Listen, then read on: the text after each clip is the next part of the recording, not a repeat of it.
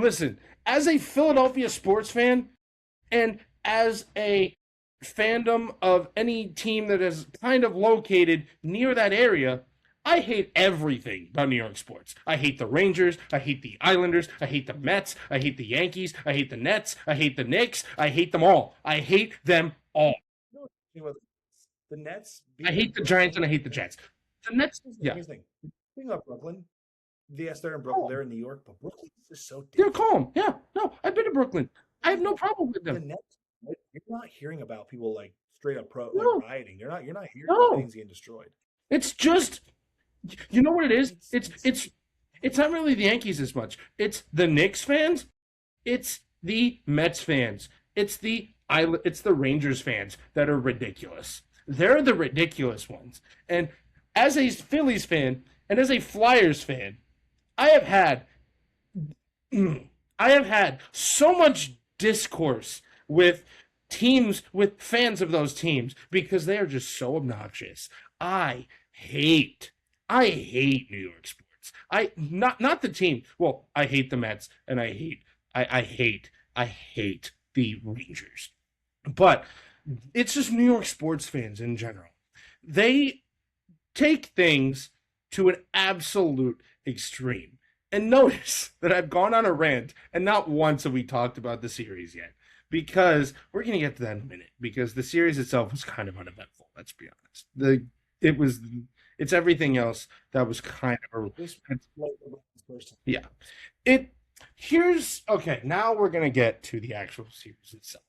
Because the Knicks are the only team to win a final series, and trail by more than 10 in every fourth quarter of the series. Yeah, this I feel like this speaks a lot about Mitch Johnson. I'm sorry if you can't make an adjustment like that. And this thing, it's not even like one game it's OG. Hmm? It's not even like one game it's OG, one game it's Jalen Brunson, one game it's Cat. Every single game you are being beaten by Jalen Brunson in the fourth quarter.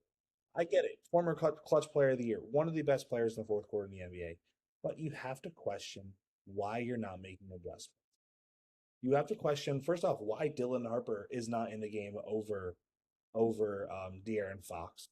Which first off, Dylan Harper was very upset about his playing time this season and playoffs. Like rightfully so. You see him being probably the outside of Wemby being the only guy who really carried his weight. He was the second best player in the conference finals, and I will say that. Honestly, he might have been right, but yeah, I think he was the second It best was player Wemby and behind then him. him and then maybe Stephon Castle. That was your top three players in the Who's not series. his player? Maybe No, not his I'm talking players. in general in the conference finals. In the Western No, Bryce. Oh, in the in Western the Western Conference. Conference. Okay, yeah, I can say in the NBA Finals, we can all agree it was Jalen Yeah. Brunson by far. But No, it was we don't Mitch acknowledge. really, really need to look at Mitch Johnson. Obviously, he's not going to be fired. This team is not getting No. broken up. And I just saw a report earlier today saying that the Spurs are holding Yeah. on to De'Aaron Fox. They're not making this off. Which I think But that was kind of an overreaction anyways. I think that if you might want to think about it because you need to give Dylan Harper minutes. And I'm sorry, I don't think De'Aaron Fox is going to be willing to be paid $260 million to come off the bench. I just don't think it's that. So are you going to turn Dylan Harper into your James Harden and you're going to lose him at some point? Because I just don't know if De'Aaron Fox is worth losing a young, literal star in Dylan Harper. Because Dylan Harper, when he plays basketball, he plays like he's a guy who's been in the NBA for 10 years already. He knows how to make the right move defensively. He can make the right read. He knows how to make the right pass. He knows how to drive to the rim effectively, which is something that De'Aaron Fox in the entire NBA Finals was struggling to do. He was struggling to hit shots. He was struggling to find the open man. He was struggling to play defense. And this is a guy who, in Dylan Harper, didn't look overwhelmed. He didn't look overmatched, which most rookies in a moment like that would come up short. Not Dylan. He went toe to toe with the Finals MVP multiple times and looked a little better. Mm-hmm. Yeah, yeah, yeah.